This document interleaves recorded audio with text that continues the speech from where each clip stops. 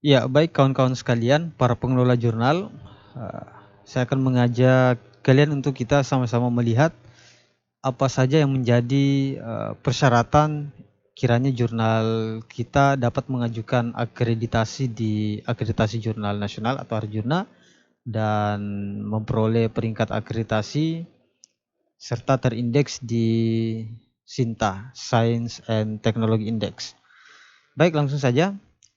Tadi dari awal sengaja saya tidak menyapa kawan-kawan sekalian. Saya memperlihatkan untuk bisa melihat syarat apa saja agar jurnal kita bisa mengajukan akreditasi di Arjuna. Tentu kita harus memenuhi syarat tersebut dan syarat itu bisa kita lihat di website Arjuna.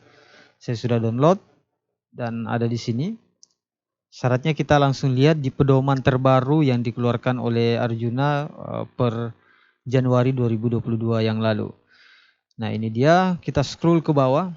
Di paling bawah itu ada syarat-syarat yang harus kita penuhi agar kita dapat mengajukan akreditasi di Arjuna. Nanti teman-teman kunjungi sendiri website dari Arjuna dan melihat syarat-syarat yang dimaksud.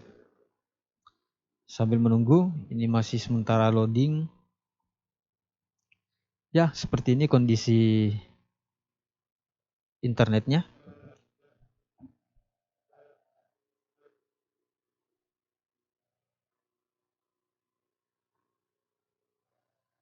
Oke, masih loading.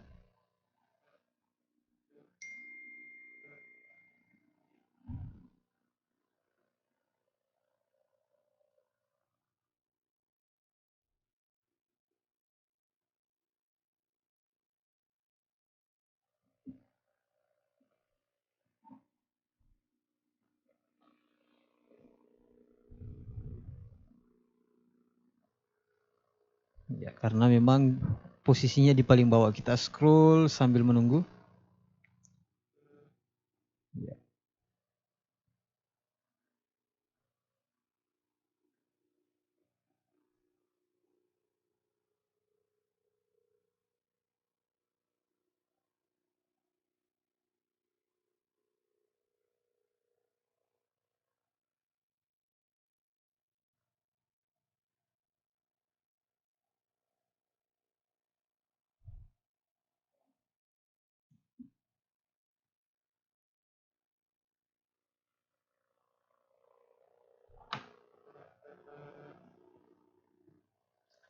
Nah, mohon maaf menunggu terlalu lama, ini dia baru muncul.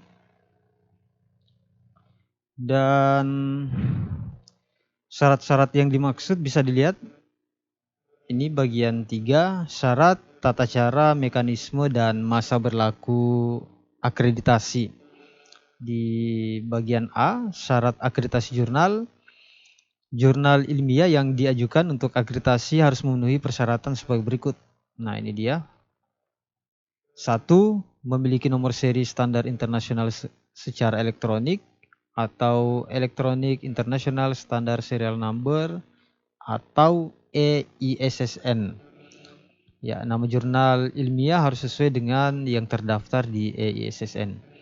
Dan EISSN ini bisa kita peroleh di LIPI tentunya.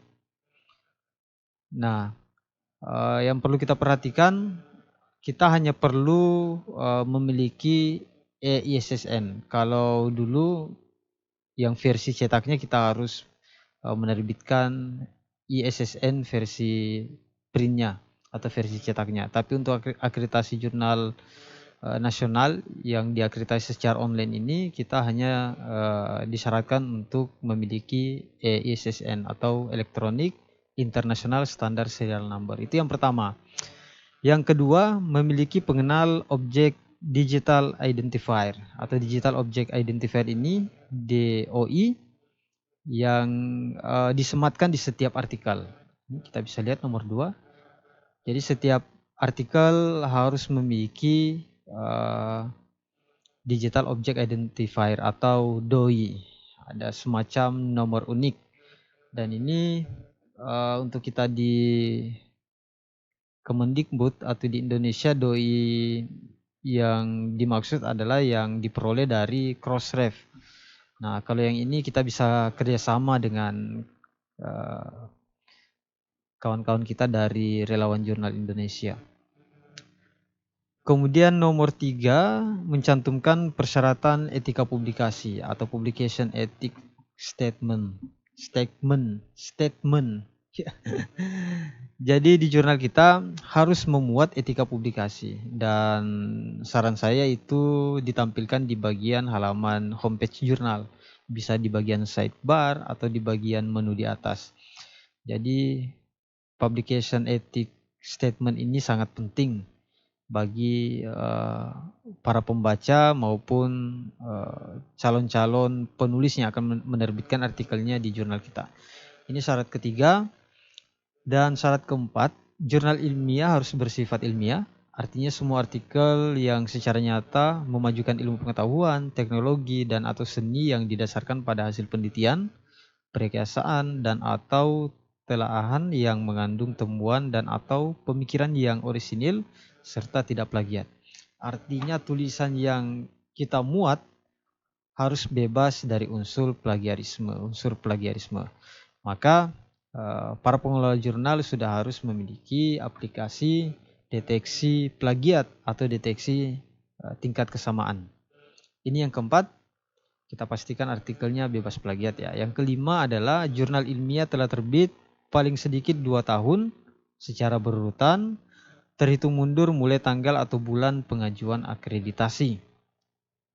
Nah, dan setiap edisi memuat sekurang-kurangnya 5 artikel. Ini yang kelima adalah jurnal kita sudah berusia 2 tahun, dan 2 tahun yang dimaksud terhitung sejak pengajuan akreditasi terhitung mundur. Jadi kalau misalnya akreditasi jurnal kita sejak 2019 pertama kali terbit, 2 tahun ke depannya baru bisa pengajuan akreditasi. Kemudian 6, syaratnya adalah frekuensi penerbitan jurnal ilmiah paling sedikit 2 kali dalam 1 tahun secara teratur. Nah, kemudian yang ketujuh, jumlah artikel setiap terbit sekurang-kurangnya 5. Nah, saya pikir ini bagian dari strategi nomor 7 supaya tidak terlalu boros dan masih ada stok. Ini saya saja. Yang lain tidak, mungkin strateginya berbeda. Jadi paling sedikit 5. Jadi kalau sudah punya 5 ya sudah bisa terbit. Yang tidak boleh ya di bawah 5. Jadi kalau misalnya ada jurnal yang belum terakreditasi dan ingin mengajukan akreditasi, pastikan setiap terbitannya itu memiliki sekurang-kurangnya 5 artikel. Itu syarat ketujuh. Kemudian yang kedelapan, jurnal sudah terindeks di lembaga pengindeks nasional. Nah, sebenarnya kalau saran saya mestinya disebutkan saja harus terindeks di portal Garuda misalnya. Karena pada faktanya ketika kita ingin membuat akun di Arjuna untuk mengajukan akreditasi, diminta link portal Garuda dari jurnal kita. Artinya jurnal kita sudah harus terindeks di portal Garuda baru bisa pengajuan akreditasi. Dan untuk indeksasi ke portal Garuda saya pikir tidak instan. Tidak misalnya daftar sekarang langsung di-approve, langsung terindeks, tidak. Kita juga harus menjaga kualitas dari jurnal kita, keberkalaannya, artikel yang dimuat, baru diajukan, dan itu pun melalui proses review oleh tim Garuda, tim review Garuda.